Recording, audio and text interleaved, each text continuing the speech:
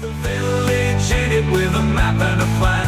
No place too tiny for this determined man. Crossing the counties one by one, you'll see in every English corner a bit of history.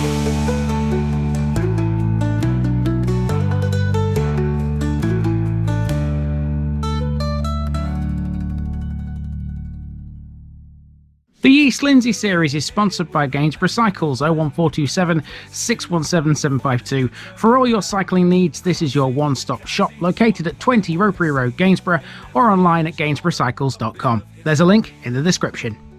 Gainsborough Cycles, ask for Trevor Halstead. Welcome back to East Lindsey again, folks. Now, this morning I've got 3 layers of clothing on and a nice new pair of thick gloves, which my dad has just given me. Needed these, quite frankly, because my old pair are pretty much wrecked. You can probably tell that from previous episodes. I need them because I'm out on the Lincolnshire wolds for most of today, and when it gets cold out here, trust me, it can be really, really cold. Luckily, most of these villages I'm covering are really small, so I will be in and out of the car quite a lot. Here's the first one. This is West Torrington.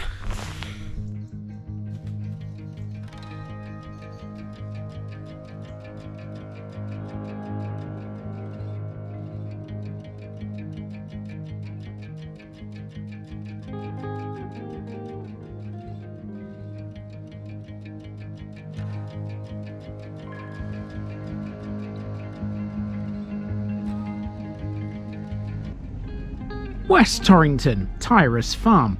It's been a hot minute since we were last in East Lindsey, but here we are back for a full week's worth as we explore some of the small villages between Rugby and Louth.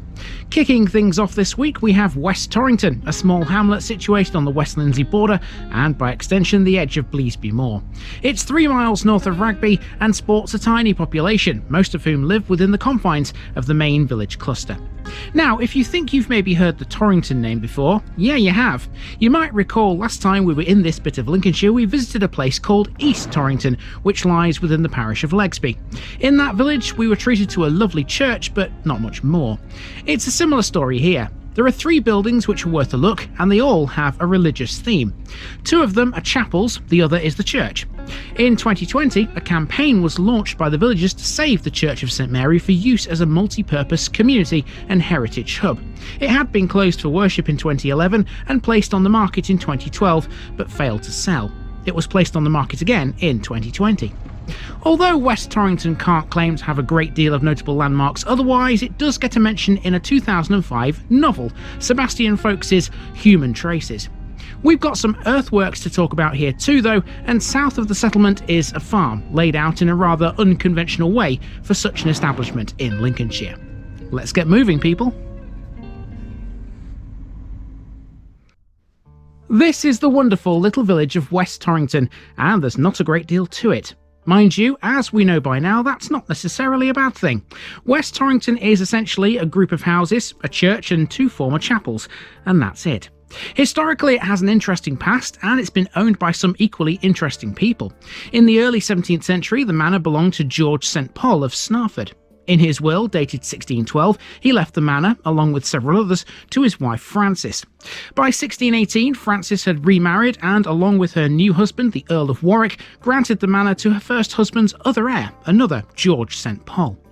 A time later, in 1789 to be precise, West Torrington was purchased by Sir Robert Ainsley and his brother George. It was wrapped up within something called the Great Torrington Estate at that time, which didn't really exist as an entity, it was more of a collective term for several local villages. Sir Robert Ainsley was at that time the ambassador to the Ottoman Empire and lived in Constantinople. George Ainsley was a general in the British Army and was Lieutenant Governor of the Scilly Isles. Their presence here would lead to the creation of the Ainsley Baronetcy of Great Torrington, created especially for Sir Robert. George Ainsley died in 1804 and Robert in 1812, at which point West Torrington passed to George's son, Robert Sharp Ainsley. He, however, did not live in the village, preferring London instead. I think he was mad making that decision, but maybe I'm just biased as a Lincolnshire boy. The estate was sold after his death in 1858 and came into the possession of Roger Sharpley, a farmer from Great Carlton, and passed on his death to his son Anthony. Edmund Turner would eventually buy the manor from the Sharpleys. The Turners lived mainly at Stoke Rochford Hall in South Kesteven, but they owned several lands elsewhere in Lincolnshire. The Turners still have, indirectly, an interest in West Torrington through the family line. The last Turner to own the estate was the daughter of Major Herbert Brooke Turner, Rosemary. On her death in 2015, her children Sarah and Neil McCorkadale took over. And here we are today.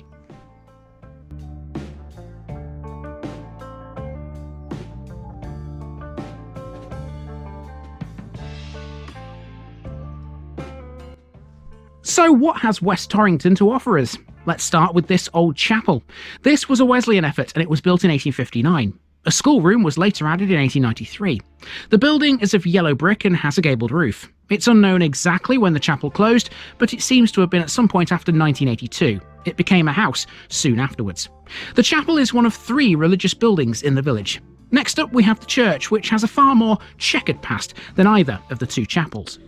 Okay, next we've got the church. It'd be so easy to miss this because it's on a little, it's like a lane, a grass lane with a gate that looks like it's somebody's garden. We're going to head up here. It's up there somewhere. The Church of St Mary is a Grade 2 listed building. In its churchyard is a cross that's also a scheduled ancient monument. St Mary's is sometimes known by another name, Gilbert of Sempringham's other church. The man in question was the vicar here from 1123 to 1189, after his father, Jocelyn, gave him both the vacant churches of Sempringham and West Torrington. Gilbert was a lover of truth and justice, chastity and sobriety, and a diligent cultivator of the other virtues. He was revered and praised by all, and ministered to his needs out of his own riches. As good as he was, he didn't live long enough to see the church as it is today. What you see here before you is the work mainly of R.J. Withers, who rebuilt it under the guidance of Thomas Wimberley Mossman, the vicar of West Torrington from 1859 to 1885. Mossman was an important and controversial figure in the Oxford movement, a correspondent of Cardinal Newman, a noted historian, and an active liberal politician. He was a crucial figure in the early Order of Corporate Reunion and Ecumenical movement. His gravestone can be found in the churchyard next to the cross, and it's Grade 2 listed.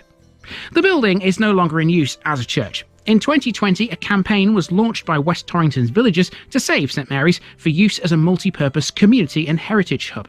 It had been closed for worship in 2011, placed on the market in 2012, but had failed to sell. It was placed on the market again in September of 2020. A community group formed in that year, which is now a registered charity, to support the village needs and undertake the work needed to bid for the church on the village's behalf. Okay, once you get beyond the church, you're then at a junction, which is the main junction here in West Torrington. There's really only 2 or 3 roads here. And behind me, you can see the other chapel on this corner right there. That's next.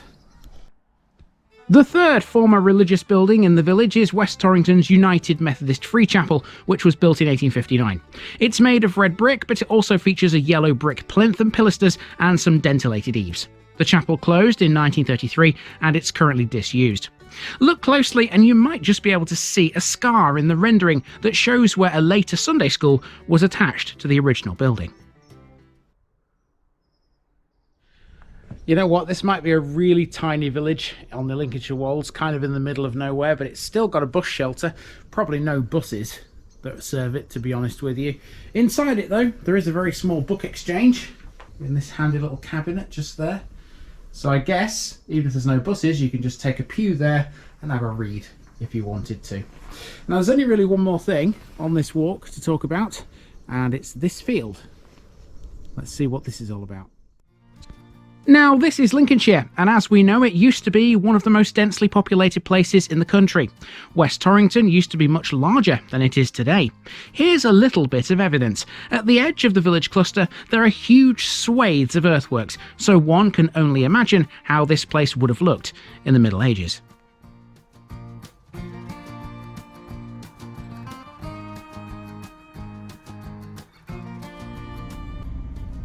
Now, before we leave West Torrington behind, we've one more thing to take a look at. Away south of the main cluster is Grange Farm. This is a model farm built between 1839 and 1842. It has a very unusual fan-shaped layout, unique in Lincolnshire in fact. It was first occupied by William Norfold, who leased it from Sir Robert Sharp Ainsley when he was the local landowner. The fan-shaped layout includes all of the usual buildings for a mixed farm, like a barn, stables, cattle shelters and cart sheds, for example.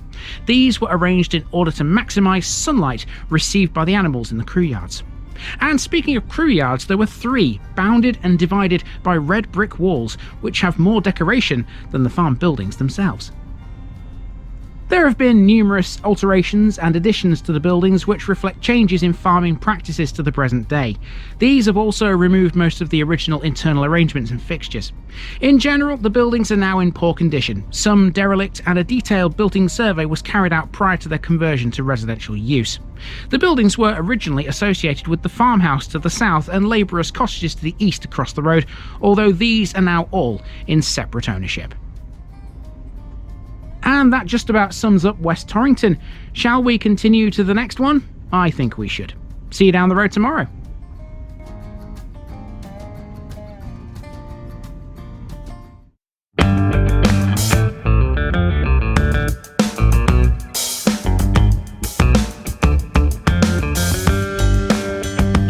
Now, just before I go, remember, this video is part of a huge project to visit every civil parish in England.